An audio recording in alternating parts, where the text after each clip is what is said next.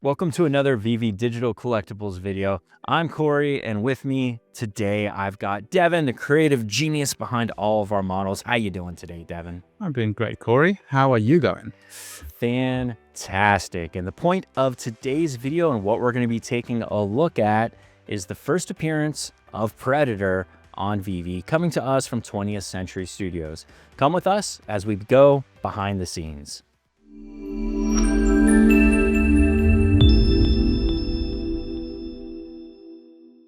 All right, Devin, we are here in the VeVeVerse. This whole thing staged in the VeVeVerse. We're looking at the entire array of first appearance Predator collectibles that are coming. I see you over there. You've got the cool shoes and the cool outfit. Walk us through, before we go through each collectible, Predator, first appearance. All we have on VeVe from Predator are some posters. What was it like getting to work with these models? And talk to me a little bit about some of the research and time spent in determining which Predator, because there's a lot of different ones, and the overall design. Franchise is absolutely massive, and each Predator that has ever been made is for different shows and movies, are different heights, they're different widths, they're different colors, they've got different armor, different weapons. It was quite the dive.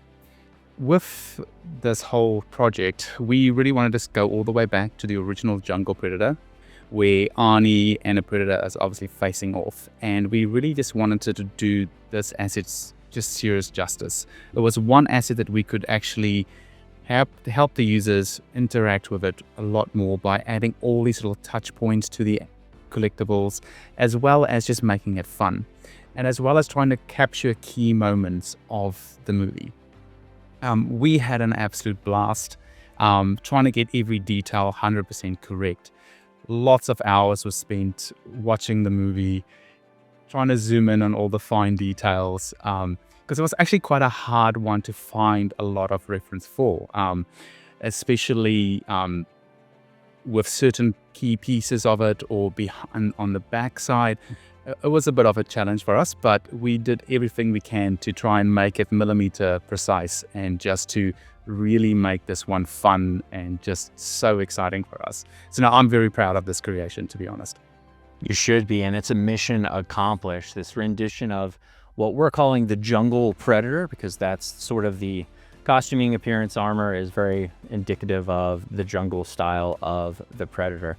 Now, in terms of how this drop's going to work, for those of you who are hearing about this drop for the very first time, this is a blind box release, and the first 4 collectibles that you're seeing lined up right here are part of the initial blind box. So you've got a common, you've got a rare, and then you've got a secret rare.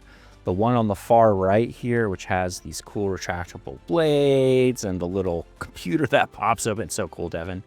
That one is the chaser from this. If you get the first one, the second one, or the third one off of your blind box, you will be able to craft both of these versions. Talk about an awesome deal, Devin. Like, I mean, this is a really, really cool one in terms of the mechanics. We're going to talk about the design, but the mechanics of this are really cool. I think so too. I mean, there's so much bang for your buck, and it is just such a beautiful creation. So I think anybody would be happy to land any one of them. To be honest, it's always so sad to assign rarities to anything because they're all so valuable, just because they are key parts of the show, and it was just such a joy to work on these. So yeah, so if I get any of them, I'm going to be so excited. So actually, I've got a favorite, which I might fill you in later with, but it is definitely, yeah, it was just something I just really wanted to create. And so, yeah, but we'll get to that later. Absolutely. Well, let's dive right in. We'll start with the very first version, and that's the Seasoned Hunter, and that's the common of this blind box. Now, not only is this thing beautiful, there's a lot of tap to animate interactivity. Talk to me a little bit about the design and some of those features that are built into this, Devin. Yeah, so we really wanted to give play back to the users, and as well as to make them be able to pose this in AR and really make it shine. So what we wanted to do is introduce all of these tap locations to change how your Predator will look like depending on the scene you want to place him in. So for instance, Corey, if you go ahead and tap the 3 little dots on his helmet, his system will turn on. And it is so much fun. And obviously we've made it super long as well. So you can Yeah. place him in a tree outside or whatever you want to do. If you go and tap his blaster, pew, Jeez. on fire, absolutely. So it was just so fun to create. And obviously if you spam it, it will fire and keep going. Love it. Tap his gauntlets. His left arm will obviously open up his computer, which is the self-destruct, as we all know. And on his right arm, you have his blades. It will retract. Nice. Next And these stay out. Yeah, so if you click it, they go out, and if you click it, it goes back in. And this laser is going to stay on until I tap it again. Absolutely. And so with this is the common. So in terms of the blind box, there's the most of these available. And so in terms of whenever you roll a blind box and you get the common, sometimes you're kind of disappointed, but sometimes you get a common and it has so many cool features baked into it that you're actually really, really stoked. And not only would you get all of these features, again, if you get that common, you just go ahead and just craft yourself, no, why not, 2 more predators, a trio of predators, if you will. Super, super slick. So let's move down 1 rarity. We're really kind of jumping a couple rarities because we go all the way from common to rare. And this one's called Hidden Threat. With this collectible, what I really wanted to do, there was this one beautiful scene in the movie where Predator is walking out of a river and it is basically raining. The little raindrops is hitting his stealth. And if you click on it or his cloak, we'll try and get that same effect. So we were really trying to get that initial stages of where the droplets were hitting him, that beautiful blue little outlines you were seeing. So yeah, I think we managed to do it justice. Everybody that's seen this one is absolutely just loving it, and it looks again so good. Just placing it in the real world, in a bush or somewhere outside, it really shines through. And I'll roll the AR video while we're talking. Our video producer, Ben, who does most of our AR work, took this out in the woods whenever he shot it.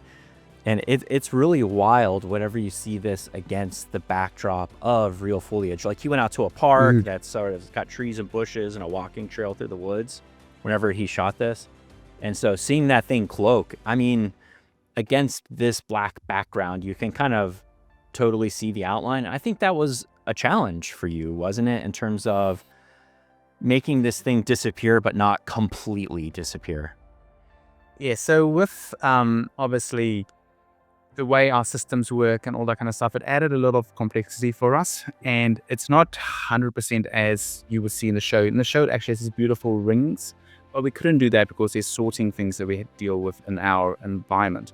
So what we had to do is really focus on seeing an outline, making sure it just doesn't totally disappear, which is always okay. So we wanted to also outline all of his key parts that you can see there, but also make it subtle enough. So the whole idea with this was, so if we do place him somewhere and you're spanning around, even in here, it will just be like, oh, hey, it was just this quick little beautiful thing we could do just to make sure that it's standing out. Doesn't matter if he's cloaked or uncloaked. Very nice. And moving forward, we're going to go straight to the secret rare.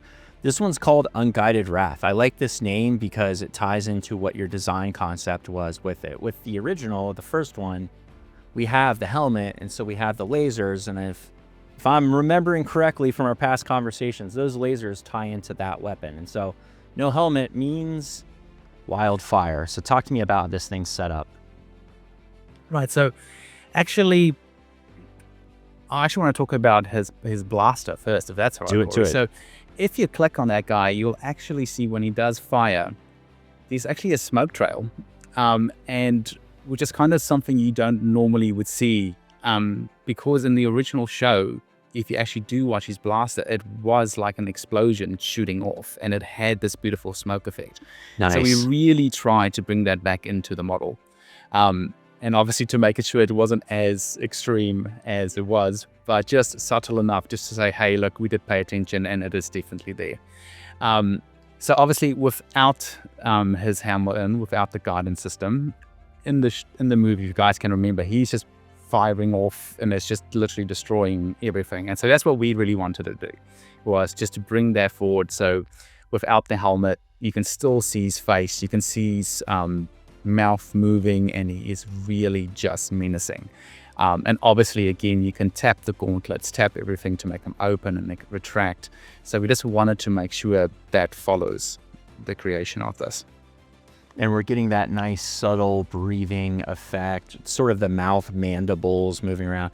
The face on this is super menacing. The detail, I mean, it's not leather. I don't know what predator skin is, but just the amount of detail that you worked into the creases, the mouth, the eyes, the way the light's reflecting off this. And even what is this hair? I don't know what this is, Devin, but even how that looks and how it moves with the breathing motion, just it really brings this to life. Yeah, Corey, the team spent many, many months on this guy. And so our main focus on it was quality. We really, really wanted to push it. I can't even tell you the hours put in, but it was so much fun. And honestly, once you guys get this and you start looking at all the fine details, the fishnet stockings, the stuff on the back, his mid pack, everything that's in there, it is so just, it's gorgeous. Like, it's absolutely gorgeous. So, and moving forward, Devin, we've got the chaser of this blind box, and this one exceptionally limited. Only 50 editions in circulation for this first appearance version of the Predator. Talk to me about the chaser variant. Right, so the chaser variant, basically, it has his gauntlets that you guys can tap on and tap off. We removed the weapon, or his blaster.